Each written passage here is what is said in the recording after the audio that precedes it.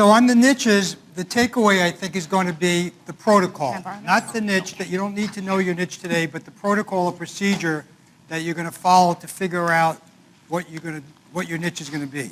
And I don't really want you to figure out what your niche is right here, because that would be premature, I think. So you're going to look at what you're really good at. You're going to look at what you're passionate about. You're going to look at what people will pay for.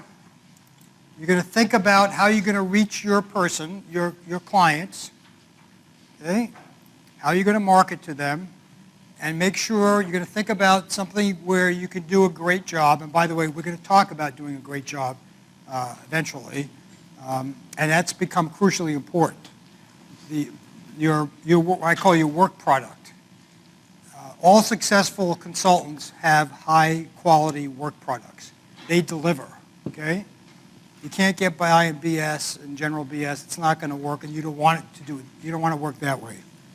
So you're going to have to develop a high-quality work product to get business, to get repeat business. We'll talk about that.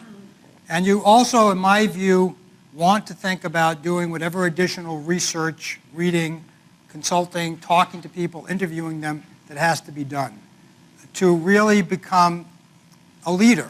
You don't have to be the world's leading expert in your area, but you want to be a thought leader eventually. Okay?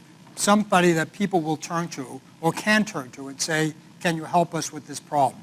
So looking at the internet is fine, and finding things on the internet is fine. A lot of times what you'll get is sometimes kind of short little articles and blurbs, which is good to start with, but really it's just like doing anything else. I think my experience has been with this course that the people that take the course seriously and really work at it do much better.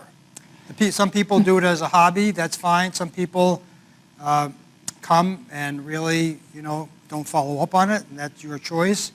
And I'm going to give you a suggestion to increase the probability that you will succeed as a consultant. It's not going to cost you anything. It's going to take an hour maybe.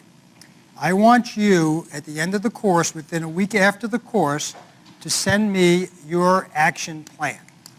Okay? This will force you to write it down, and it'll be helpful to you.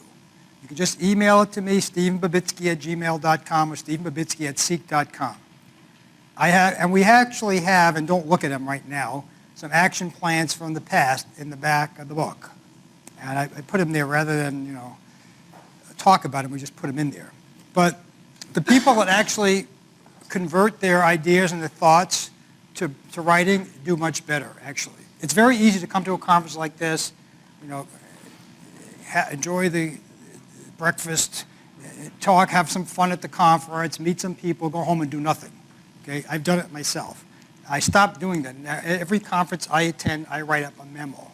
So for example, when I was doing research for fiction writing for physicians, I attended a course in New York for fiction writing, and I was there for a few days, and I wrote up like a 6-page, single-spaced memo about what I learned there.